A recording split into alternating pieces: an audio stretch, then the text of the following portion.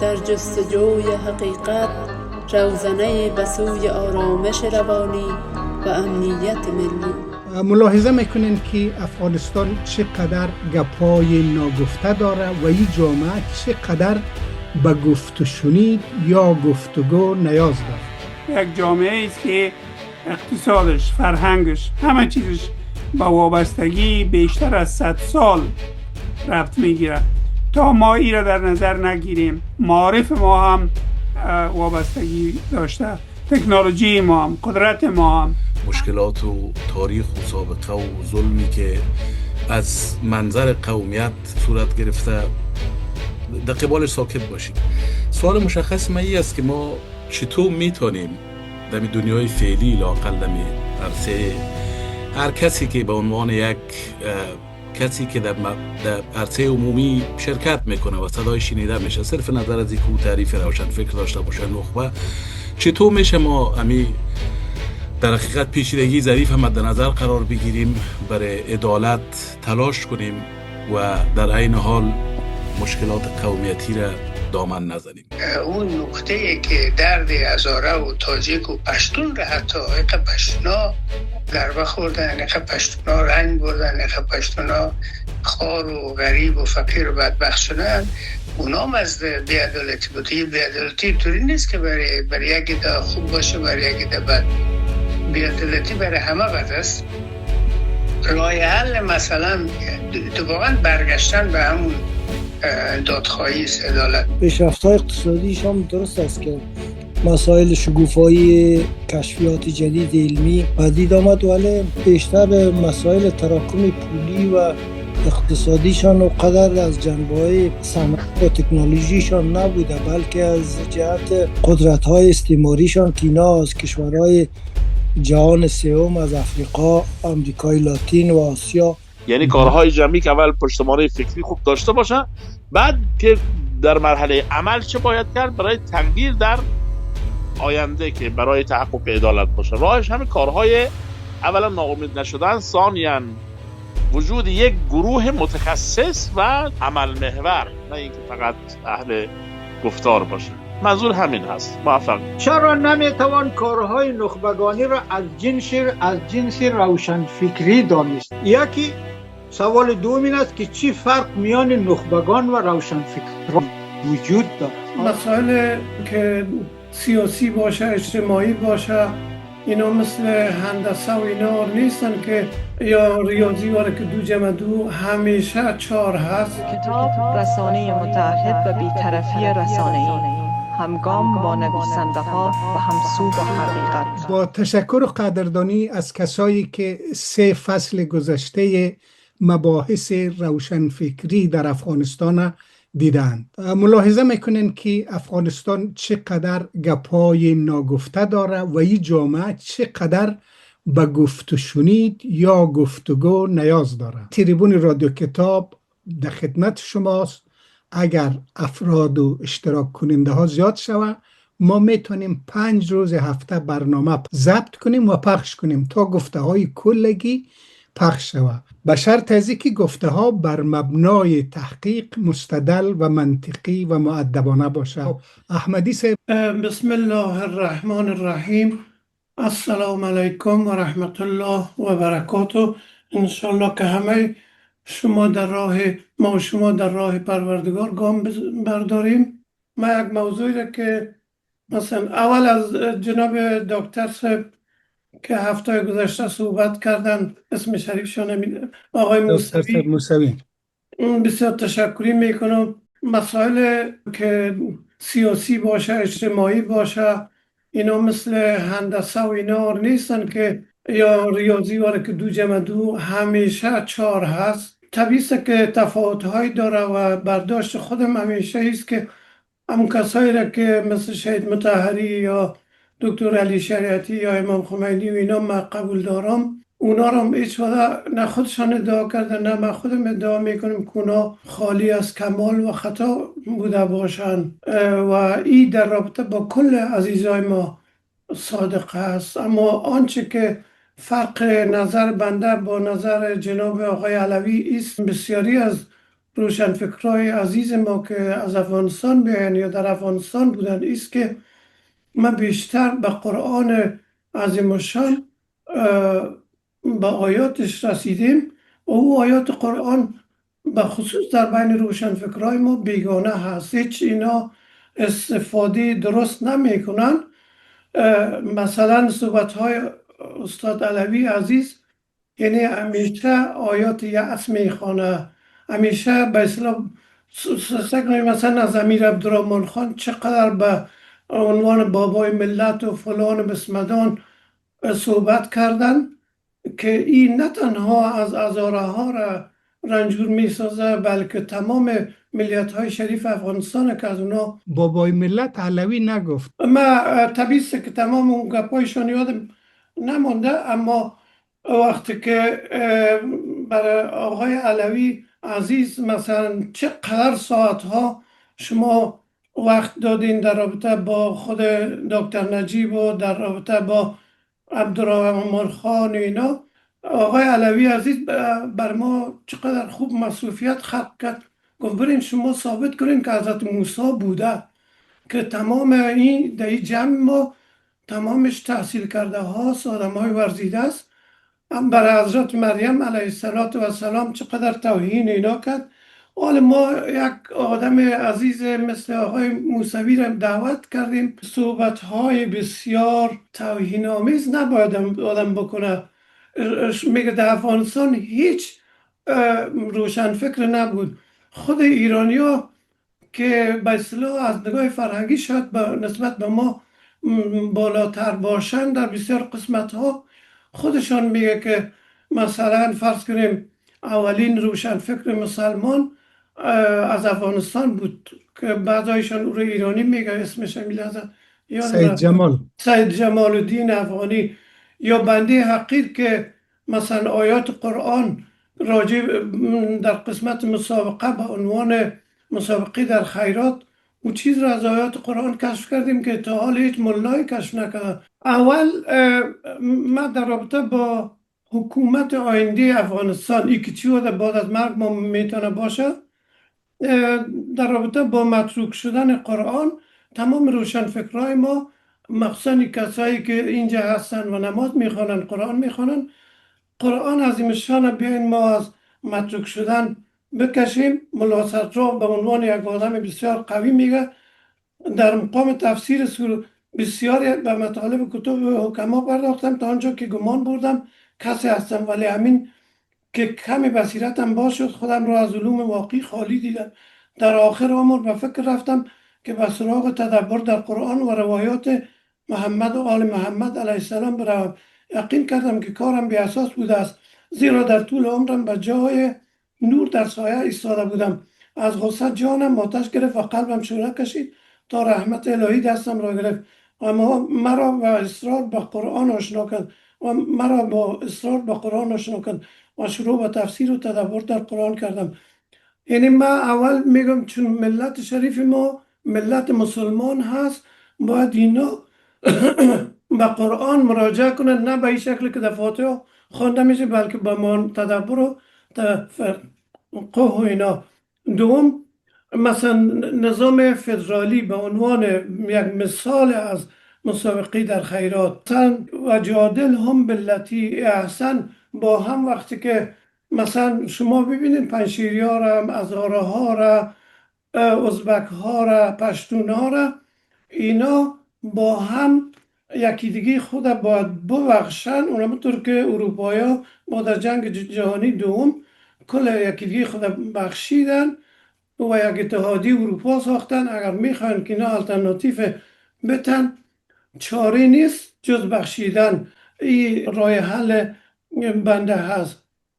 دیگه مسئله شوراها، این شوراها خودش که ما در بخشای مختلف حقوقدانای ما یک شوراها رو تشکیل بده و یا مثلا امثال از سیاسیون ما همونطور شوراها را تشکیل بدن. اینا راه حل های برای آینده بزرگوار و نظرات از یا جامع‌تر می باشه و آخر دعوا هم ان الحمد لله رب العالمین. تشکر صاحب، خیر ببینید. متاسفانه دکتر صاحب صمیمی صدای شنیده نشد. چطور است آقای نوید؟ صدا این مال نداریم؟ خوبه صدا صاحب، بفرمایید. سلام مجدد و احترام خدمت اعضای محترم جلسه. من همون رک مطلب رو در حد چند دقیقه خدمتتون بیان میکنم و اوی بحث روشنفکر اصیل هست. ما یکی با توجه به اون فضای روشنفکری که در جهان معاصر داریم، ما در افغانستان با مطالعاتی که حقیر داشتم، روشنفکر به معنای دقیق کلمه، حالا با دیدگاه سختگیرانه حقیر شاید نداشته باشیم، یعنی به معنای دقیق کلمه ما کسی رو بگیم این روشنفکر هست. چون روشنفکر و کلن جریان روشنفکری یک سری مبانی دارد، روش دارد، اهداف دارد، آثار دارد و به تبع در این جریان برای اینکه فعالیت انجام بدهد آسیب‌ها و چالش‌هایی برای این جریان وجود دارد. مثلا ما در روشنفکری در فضای غربی عقل محوری رو داریم و بعد انسان محوری یا اومانیزم رو داریم، نسبیت گرایی رو داریم، سنت ستیزی رو داریم، لائیسم و بیدینی رو داریم در جریان‌های غربی، لیبرالیسم و اباحیگری و آزادی مطلق رو داریم، علمگرایی یا ساینتیسم رو داریم. اینها در روشنفکری در جهان غرب با اون فضای غربی سازگار هست و تأثیرگذار هست و تأثیر هم داشته و بعد از، یعنی در اواخر قرن 16 و اوایل قرن 17 که جریان نوزایی یا رنسانس در جامعه اروپا به وجود آمد، ما یک خیزش عمومی و فکری در جامعه اروپا داشتیم که نتیجهش الان این پیشرفت جریان روشنگری یا عقلانیت دقیقی است که در جامعه غربی به کار رفته و خب آثاری داشته، آثار مثبت داشته، تبعات منفی هم داشته. خلاصه این پیشرفت هایی که میبینیم حاصل اون خیزش فکری است در جامعه اروپا و این واقعا روشنفکری بوده و هم مبنا داشته، هم با روش تأثیرگذار بیان شده، هم اهداف داشته و هم آثار مثبت و آسیب ها را هم به حد اقل رسانده در جامعه اروپا. گرچه خب ما در صدد نقد نیستیم که نقدهای هم بر این جریان خیزش نو در قرن جدید در اروپا و سایر کشورها وارد هم هست، منتها در کل الان ما میبینیم که جریان مدرنی که به وجود آمده از نظر رفاهیتی ظاهری خب آثار مثبتی بوده، گرچه منفی های هم هست. ما در روشنفکری، در جریان روشنفکری، ما مبانی رو الان مثلا روشنفکری که در جامعه اسلامی و در جوامع شرقی باید به وجود بیاد، در بستر همون جامعه و همون فضا باید فعالیت کند. یعنی مبانی فکری روشنفکر جامعه اسلامی بر اساس همون فضای جامعه اسلامی باید مبانی فکری شکل بگیرد، نه اینکه تقلیدگری از غرب و یا از فرهنگ‌های بیرون باشد. این و الا تاثیرگذار نیست. یعنی آیه علوی گفتن فکر از بین نمیرود. فکر در جایی که درست باشد از بین نمیرود.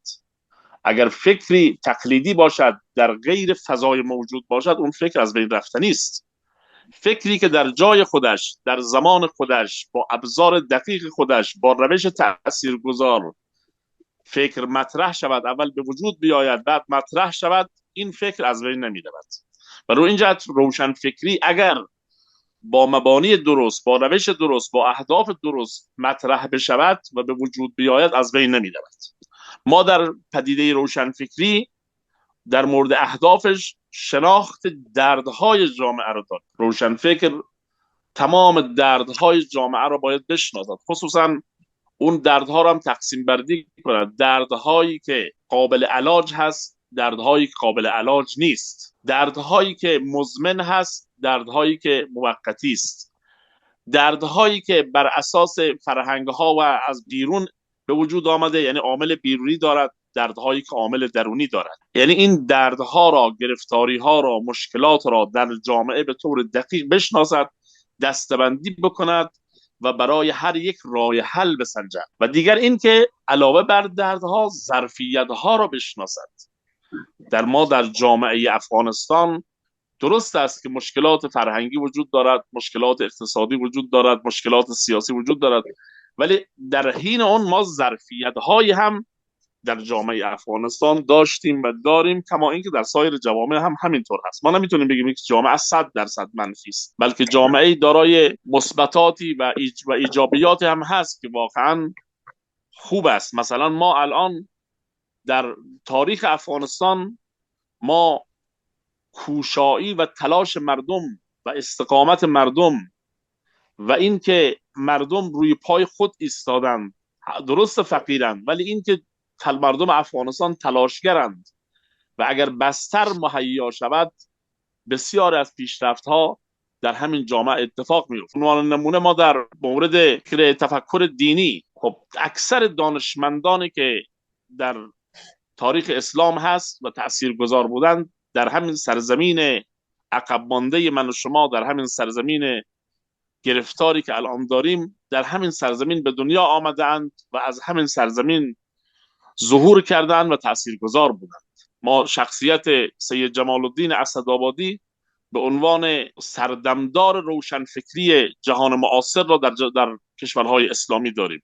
این افغانی بوده، افغانستانی بوده و در همون فرهنگ به دنیا آمده و رشد کرده و تاثیرگذار بود و سایر شخصیت هایی که در جهان اسلام وجود دارد و اینها همه در همون سرزمین با همون آب و هوا زندگی کردند و تاثیرگذار بودند. میخوام بگم که شناخت ظرفیت ها توسط روشنفکر یک اصل است و روشنفکر باید این ظرفیت ها را بشناسد که متاسفانه در جریان های روشنفکری ما نه دردها را درست شناختند، نه درمان را و نه ظرفیت ها را. و دیگر اینکه راهکار برای درمان بر اساس ظرفیت، ما هیچ وقت روشنفکر نباید نسخه ای را بچیند که اون نسخه از بیرون القا شده باشد. نسخه ای که برای جهان غرب است با توجه به ظرفیت جهان غرب و کشورهای غربی است. نسخه ای که برای درمان افغانستان و برای درمان درد ایران و کشورهای اسلامی باید ارائه شود و به کار بسته شود، نسخه بر اساس دردها و ظرفیتها بر اساس همین فضا باید نسخه پیچی شود.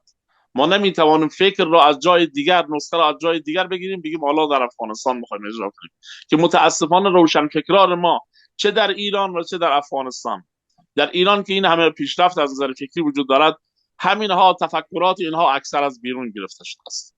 ما تفکر مثلا الان در جریان‌های کلامی و فکری جدید که الان شخصیت هایی که وجود داره، اینها همه تفکراتشون حاصل همون تفکراتی است که در مغرب زمین بوده.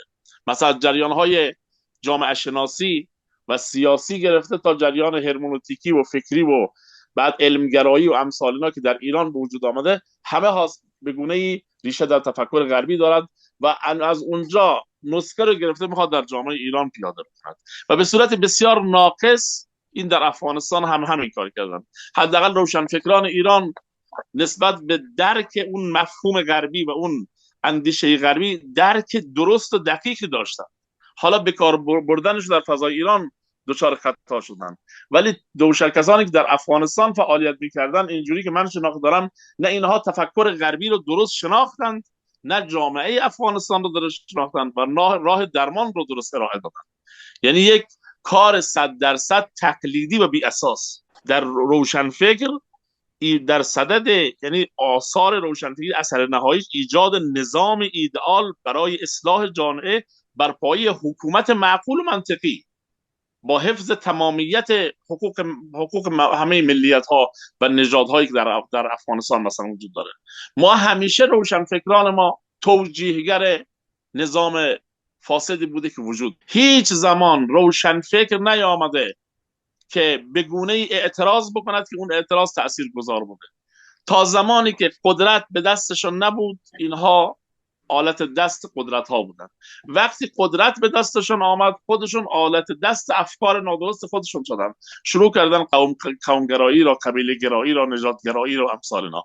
خب این روشنفکر نیست. اگه به ظاهرا اسمشون روشنفکر بذاریم، روشنفکری که در جامعه افغانستان بود، حالا که شخص خاص رو نام نمیبرم، روشنفکر در جامعه افغانستان اینا نه روش نه بیان درست داشتن نه عمل درست. ما در بیان مطالب باید به گونه‌ای بیان کنیم که متناسب با مخاطب و موضوع مورد نظر باشه.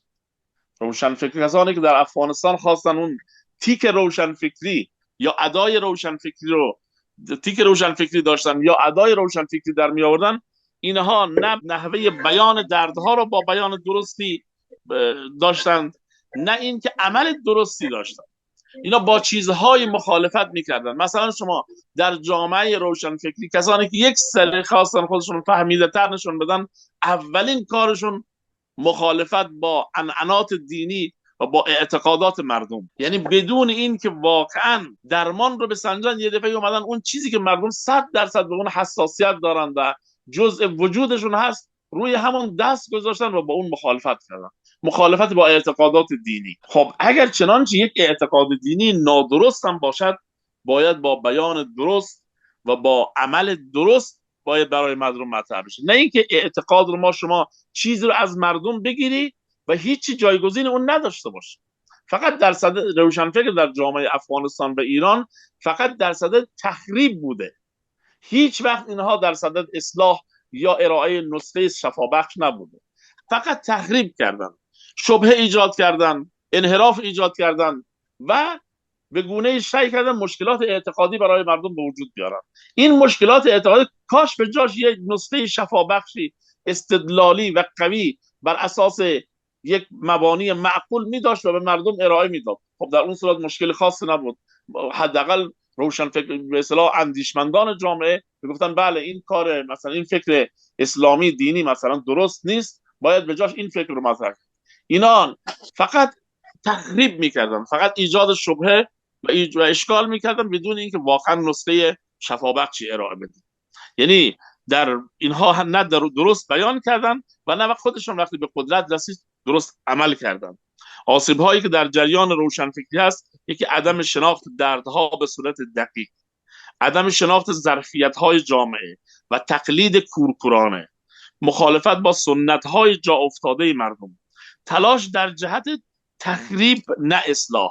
این چیزی که در جامعه افغانستان و ایران بوده، در ایران کمتر، در افغانستان خیلی بیشتر.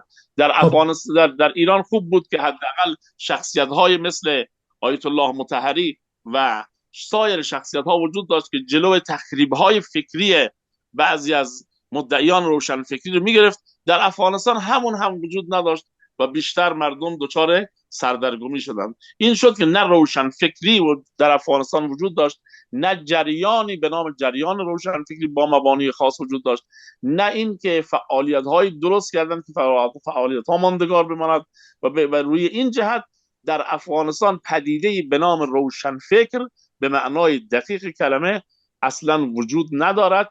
اگر هم بخواهیم به کار ببریم بالمسامحه است، یعنی مثلا ما باید غرب زده های ناقص که اطلاعات ناقص رو بگیم این روشن فکره، یا مثلا کمونیست ها رو بگیم این مثلا. با این لحاظ در افغانستان معاصر نداریم، مگر اینکه از این بعد طی یک مراحل خاصی به وجود بیاد. و السلام علیکم و رحمت الله و برکاته. یک دنیا تشکر دکتر صاحب، عالی بود. انشالله که دفعه آینده هم شما رو داشته باشیم. اینجا پروفسور صاحب شهرانی هم تشریف دارن. پروفسور صاحب شما فرمایش دارین؟ بسم الله و الحمدلله و به نستعین.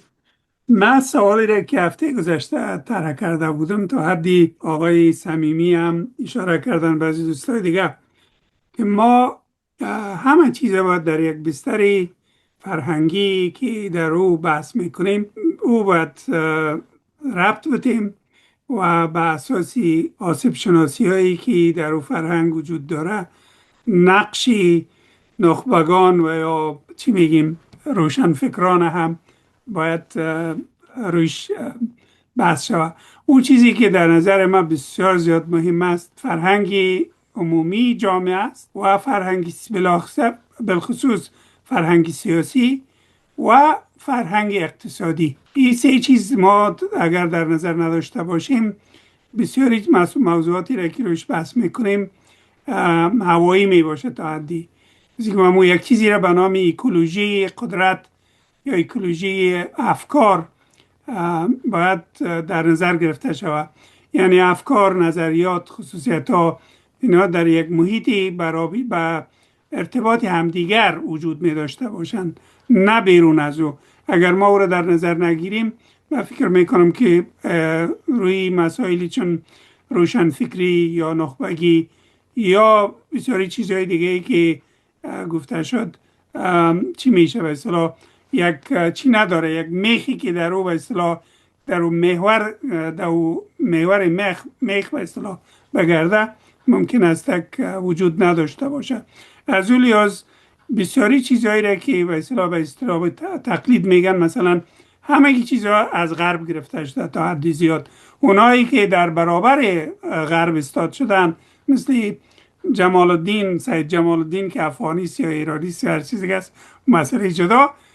او مثلا یک بدیلی گفت که عوضی او رای را که غربی ها گرفتن و باعث استعمار شدن، استعمار هم نه بلکه استجبار شدن، هیچ تعمیری به وجود نیامده، جبر و ظلم و تخریب و اینا زیادتر بود از طرف اینا. مثلا در برابر از او گفت که ما باید به فرهنگ خود ما قرآن میور شویم. یک چیز تازه بود در اون زمان، اما امروز تازگی نداره که ما هنوزم او کاری را که گفته بود رو نتانستیم. ای که چه رقم ما روشن فکر شویم و محتوای روشن فکری در جامعه مثل افغانستان چی بوده میتونه، هنوزم چی نشده. یعنی روش زیاد نه تشریح داده شده و نه شرح شرح یا توصیفی که لازم است داده شده. از اون لحاظ ما باید در شرایط افغانستان یک جامعه‌ای که وابسته است و یک جامعه است که اقتصادش، فرهنگش، همه چیزش با وابستگی بیشتر از 100 سال ربط میگیره. تا ما این را در نظر نگیریم، معارف ما هم وابستگی داشته، تکنولوژی ما هم، قدرت ما هم، همه چیز. دیگه از اون لحاظ ما در این شرایط چطور میتونیم روشن فکر شویم یا روشن فکری داشته باشیم؟ اینا سوالاتی هست که فکر میکنم تا حد زیادی توسط دیگه دوستان مطرح شده. امیدوار هستیم که هم آقای علوی و همچنان دوست خوب ما دکتر سید موسوی روی از اینا بحث خود تمرکز بتن و بتانیم که یک نتیجه خوبی به دست بیاریم که راه حلی آیا در این بحث ها وجود داره برای جامعه مثل جامعه افغانستان که در این بلای وابستگی همه جانبه در 100 سال گذشته قرار داشته و آیندهش هم یک آینده بسیار امیدوار کننده هم معلوم نمیشه اقلا در این مقطع. تشکر پروفسور صاحب بزرگوار که در 4 دقیقه خلاص کردین. خب یک استاد جوانم امروز داریم مهمان است، سید محمد محقق. استاد سید محمد محقق در خدمت شما هستیم، بفرمایید. سلام علیکم، عرض ادب میکنم خدمت تمام دوستا. من صرف یک سوال داشتم پیرو فرمایشات دوستای عزیز و نمیفهم جناب دکتر سید موسوی صدای من میشنون یا نه؟ بله میشنم. منتها خوشحال میشم که دوستایی که گپ زدن اگر تا یک حدی در این مورد هم گپ بزنن، اگر فعلا هم نشد در جلسات آینده میشه گپ زدیم. من میخوایم بگم که اگر عبور کنیم از بحث بنیادی در مورد روشنفکری و ای که روشنفکری چی است و تعریف کنیم، شاید اگر کاری ناممکن نباشه دشوار باشه، به خاطر که تعریف در عرصه علوم اجتماعی معمولا یک اتفاق نظری در موردش نمیه. منتها اگر یک کم می بحث ناظر کنیم به می در حقیقت روزمرگی و دنیای امروز خود ما، از او حالت آرمانی بیرون بیاییم، من فکر میکنم که صرف نظر از اینکه ما روشنفکر و روشنفکری را چه رقم تعریف کنیم، یک تعداد انتظار میتونیم داشته باشیم از یک روشنفکر. یک انتظار حداقلی عدالت خواهی است و یک انتظار حداقلی که ما یک تناسب بین دردها و آرزوهای ما ایجاد کنیم. من وقتی که میبینم همین دنیای اطراف خود و وضعیت وطن در این روزا، یک چیزی که بسیار آزاردهنده است که نمی آرمان عدالت خواهی که در حقیقت یک بایسته است اگه ما بخوایم که یک جامعه انسانی را شکل بدیم، شرط اساسی عدالت هستگاه بسیار به یک شکل پیچیده گره خورده با رویکردهای قومگرایانه. و از یک طرف بخش از او ناچار است. یعنی در افغانستان فکر میکنم که بسیار سخت باشه که ما دایه عدالت خواهی داشته باشیم و از یک طرف مشکلات و تاریخ و سابقه و ظلمی که از منظر قومیت صورت گرفته در قبالش ساکت باشیم. سوال مشخص من این است که ما چطور میتونیم در دنیای فعلی لااقل در عرصه هر کسی که به عنوان یک کسی که در عرصه عمومی شرکت میکنه و صدای شنیده میشه، صرف نظر از اینکه تعریف روشن فکر داشته باشه نخبه، چطور میشه ما در حقیقت پیچیدگی ظریف هم مد نظر قرار بگیریم، برای عدالت تلاش کنیم و در عین حال مشکلات قومیتی را دامن نزنیم. من فکر میکنم امروز اگر ما از دیدگاه یک هزاره عدالت خواهی کنیم، مجبور است یک بخش از تاریخ و ظلم استبداد تاریخی را ببینیم. اگر از دید یک تاجیک ببینیم باز به می شکل و به هر حال اینمی در هم تنیده شده عدالت خواهی و قومیت. سوال من اینمی بود. بسیار خوشحال شدم از اینکه فرصت دست داد. تشکر از شما جناب آقای نوید. تشکر از شما. موسوی صاحب شما کم صحبت کنین در ارتباط با صحبت حکیم مهربان ما. واقعا ما میخواستیم که من تو فکر کردم که ما میریم از این کلیات میایم بیرون، بعد میگیم اینا چی کار کردن، چی میخواستن، موفق شدن، چرا نشدن، اینا. اتفاقا بهترین نکته که من شنیدم از امی آقای محقق فرمودین. بله سید محمد محقق. بله بسیار تشکر از ایشان. واقعا قضیه همین است. اگر نفهم در صحبت‌های اول ایشان تشریف داشتن، من عرض کردم که 50 سال اول که ما 2 تا 50 سال تقسیم کردیم، تقریبی البته در دوره اول معیار خواسته های روشنفکری افغانستان یا اون زمان میگفتن متجدد و منور الفکر هم میگفتن اول، بعد روشنفکری چیزی جدید.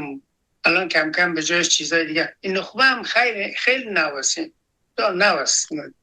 ما 20 سال پیش 50 سال 30 سال پیش بریم 20 سال پیش بریم، نخبه هم هنوز جد چیز نشده.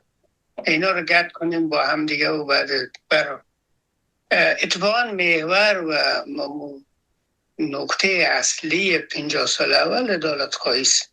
اون نکته که درد هزاره و تاجیک و پشتون را حتی پشتونا ضربه خوردن، پشتونا رنگ بردن، پشتونا خوار و غریب و فقیر و بدبخت شدن، اونا هم از بی‌عدالتی بود. یه بی‌عدالتی طوری نیست که برای یکی دا خوب باشه برای یکی دا بد. بی‌عدالتی برای همه بد است. راه حل مثلا واقعا برگشتن به همون دادخواهی عدالت است. عدالت حالا جنبه‌ای خیلی ساده‌اش است، ولی خب پیشرفته ترین شکلش همون قرارداد اجتماعی است که بین قدرت و بین مردم میاد که حالا به شکل قانون یا هر چیزی و دیگه بحث‌های بسیار ایناست. نکته بسیار جالب را جناب ما اشاره کردن. ما به عنوان بچه‌های شرقی، بچه‌های مسلمان، بچه‌های افغانستان و اینا متناسب جامعه خود ما، بر ما خیلی مسائل دیگه مسئله مهم ما نیست متاسفانه یا خوشبختانه. مسئله ما اول و مهم و اساسیش عدالت خواهی است. این که ایده آمدن این عدالت خواهی رو به شکل خیلی سوسیالیستی عرضه کردن، ایده به عنوان افراط‌گرایی یا بنیادگرایی اسلامی عرضه کردن، این مسائل واقعا خوب تجربیات خوب بوده، بسیار گران، بسیار ما تاوان کلام داریم، نشان داد که بحث این نیست. عدالت فراتر از این مسائل قومی و فرقوی ایناست. عدالت حتی غیر مسلمان ها رو در بر میگیره. همین دلیلی که بچه های مسلمان گر میرن. امروز یک رسودا گفت حد اوسط 120,000 متخصص تحصیل کرده ایرانی از ایران سالانه میرن بیرون. کجاست؟ بنگلادش یا افغانستان که نمیرن، میرن اروپا، میرن غرب. چرا میرن اونجا؟ یک عدالت اجتماعی نسبی اونجا وجود داره. حالا ممکنه مدینه فاضله نباشه ولی چیزی هست که میره. الان همین دوستایی که صحبت میکنن بیشترشون اون طرف است. غیر ما و که 2 نفر که در اینجا اشاره کردن این طرف هستیم دیگه اون طرف هستن. چرا اونجا هستن؟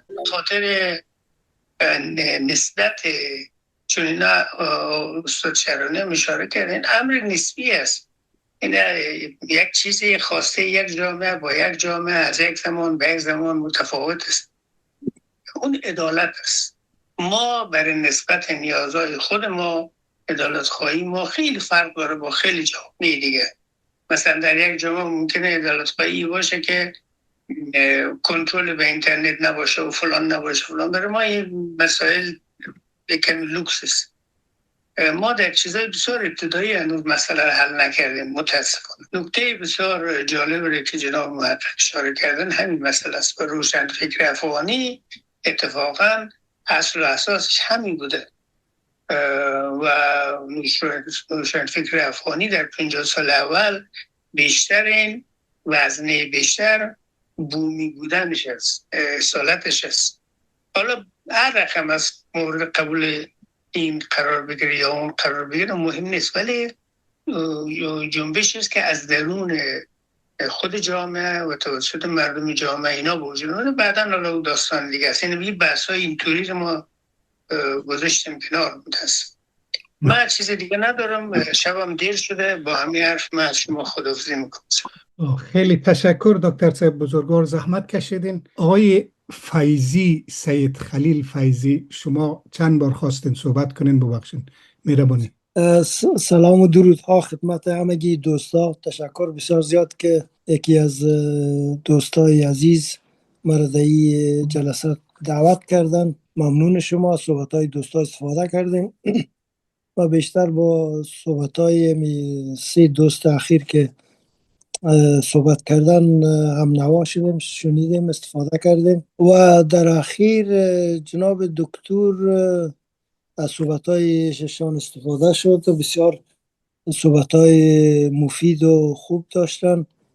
ولی یک نکته را می‌خوایم خدمتشان عرض بکنم که جنابشان فرمودن که عدالت اجتماعی و دوستایی که به غرب میرن گویا عدالت اجتماعی وجود داره که اینا از حقوق اینا برخوردار میشن، استفاده میکنن. از خاطر من می‌خواستم در این نقطه عرض کنم که آنچه که در این کشورهای لیبرال غربی وجود داره عدالت اجتماعی نه، بلکه حق مداری است، یعنی اندیویدوالیسم، فردگرایی. و این در اثر بعد از رنسانس و مدرنیته توسط فیلسوفا و روشنفکرای اروپایی ایجاد شد که انسان ها بیشتر در مسائل حق مداریشان تاکید میشه. و ظرفیت های حق مداری هم قسمی است که یک انسان با گفته هیگل و کانت که یک انسان خودش آزادی تنهایی نیست که یک شرایط مهیا شود و یک کسی از او استفاده بکنه، بلکه آزادی اصلی در فعال ساختن استعداد استفاده از آزادی است. و این کسایی که در غرب میان مسائل حق مداری استفاده میکنن. درست است که بعد از مدرنیته و در اروپا یک مقدار روشنفکری و خصوصا پیشرفت و تمدن اقتصادی و فرهنگی ایجاد شد با جنبه‌های مثبت و منفیش، ولی پیشرفت‌های اقتصادیش هم درست است که مسائل شکوفایی کشفیات جدید علمی پدید آمد، ولی بیشتر مسائل تراکم پولی و اقتصادیشان و قدر از جنبه‌های صنعت و تکنولوژیشان نبوده، بلکه از جهت قدرت‌های استعماریشان که اینا از کشورهای جهان سوم، از افریقا، امریکای لاتین و آسیا سرمایه را بزرگ انتقال دادن در این کشورها و نسل در نسل از او استفاده کردن. کسایی که از کشورهای دیگه میان بیشتر که ما دیدیم با اینا صحبت کردیم. درست است که یک جنبه‌های تحصیلی و داشتن با خودشان معیاست که رشد بکنن، ولی در پولی از یک فضای هم است که اگر انسان متوجه خودیت و شخصیت و معنویت و اخلاق خود نباشه همه چیزا از پیش میره. و پیشرفت روشنفکری دینی، ایجاد روشنفکری دینی و رشد از در کشورهای شرقی ما با این موضوع با آقای صمیمی هم نوا هستم که روشنفکری دینی اولی که به هر تحصیل کرده ما نمیتونیم روشن فکر دینی بگوییم. و همون قسم که دکتر علی شریعتی میگه ما به این موافق هستم که تحصیل کرده انتلکتوال بله، ولی روشن فکر کسی که در تغییر جامعه خود، در پیشرفت جامعه، در بهبود وضع اقتصادی، مالی، فرهنگی و اخلاقی کشور خود کوشش میکنه، به شکل نه به شکل که دوستا گفتن من موافق هستم کپی برداری بکنن از شرق یا از غرب به مشکل، نه، باید پیشرفتم به شکل باشه که با فرهنگ جامعه، با شرایط محیطی و سازگاریش با جامعه باید امنوا باشه. یعنی آسیب پذیری از این را بفهمن که اگر بعض چیزایی هست که در کشور آورده شده یا دیگه این به ضرر معنویات مردم است، اخلاق مردم است. بیشتر از صحبت‌های دوستا استفاده میکنیم. تشکر صاحب. دکتر صاحب خیلی مختصر اگه بگوین که علوی صاحب کل گفته هایش ماندن. غرض سوالی بود که دوست عزیز ما آقای محقق سوال کردن راجع به این که در فضای فعلی با توجه به شرایطی که در جامعه افغانستان وجود داره، وضعیت سیاسی اجتماعی خاصی که در افغانستان هست، چه باید کرد برای اینکه بحث روشنفکر، همونطوری که هممون میدونیم بحث دنبال عدالت بودن و تلاش برای تحقق عدالت اجتماعی، چه باید کرد با توجه به فضایی که الان فضای طالبانیسم هست و امثال اونها. تنها چیزی که به ذهن حقیر میرسه، میخوام بگم اولا نباید ناامید بود، ثانیاً یعنی راهش اینه که کسانی که دغدغه‌مند هستند، دلسوز هستند و اهل فکر، اینها در همین گروه‌های مجازی حداقل و یا گروه‌های حقیقی کارهای جمعی در راستای یک حرکت عملی شروع کنند. یعنی کارهای جمعی که اول پشتوانه فکری خوب داشته باشن، بعد که در مرحله عمل چه باید کرد برای تغییر در آینده که برای تحقق عدالت باشه. راهش همین کارهای اولا ناامید نشدن، ثانیاً وجود یک گروه متخصص و عمل محور، نه اینکه فقط اهل گفتار باشه. منظور همین هست. موفق باشید. تشکر صاحب. علوی صاحب در خدمت شما هستیم، بفرمایید. سلام عرض میکنم خدمت عزیزان محترم. وقتی ما ضایع شد، در حق ما ظلم شد. ما 100 ساعت مطلب دارم، 100 ساعت ما باید ثابت بکنم که اصلا روشنفکر چیست، در چه شرایطی با وجود می آید و کارش چیه. اینمی 100 ساعت کار داره. اینالی ما میرسیم بر سر جواب آقای حاطف. آقای حاطف گفت چی فرقی هست بین روشنفکر و نخبه یا ایلیت، که امروز ایلیت هم میگن. چرا نمیتوان کارهای نخبگانی را از جنس روشنفکری دانست؟ یکی سوال دوم این است که چی فرق میان نخبگان و روشنفکران وجود دارد؟ جامعه مثل دریا میماند، در درون دریا ماهی است، لاک‌پشت است، خرچنگ است، قورباغه هست. اما اینا تشخیص میدی که در دسته کدام قرار میگیره. ما همه را نمیتوانیم از قجر پایین همه را مرغک بخوانیم. در اصطلاح یک ضرور مسئله است دیگه، میگه از قجر پایین همه را ما مرغک میگیم. نمیشه اینطور. همه اینا یک تعریف خاصی خود داره. اینا نخبه کیه، روشنفکر؟ پاسخ هر دو سوال یکیه. این سوال آقای عاطف بود، من اینا رو کلا مطرح کردم. گفتم 100 ساعت که ما گپ داریم این رقم گپ است. پاسخ هر دو سوال اینه که فرقای زیادی بین وظایف نخبگان و روشنفکران وجود دارد که اینا در خلال بحث روشن میشه. اجالتا میتوان گفت که نخبگان تاریخمند نیستن. یک نخبه تاریخمند نیست، یعنی در یک موقع خاص نخبه نمیآید. کنفوسیوس 2000 سال پیش آمده در چین، افلاطون 2500 سال پیش در یونان، اینا نخبه هستند. حالا ممکنه فوکویاما میآید، مثلا ساموئل هانتینگتون میآید، اینا نخبه هستند. اینا زمانمند نیستن، همیشه هست. نخبه لزوما نخبه متفکر نیست. نخبه میدونی کی را میگه؟ نخبه یعنی سلبریتی امروزی به اصطلاح. هر کسی که در یک طبقه بالاتر قرار میکنه، خودش میکشه بالاتر، در یک حرفه خاصی او سرآمد میشه، او رو میگن نخبه.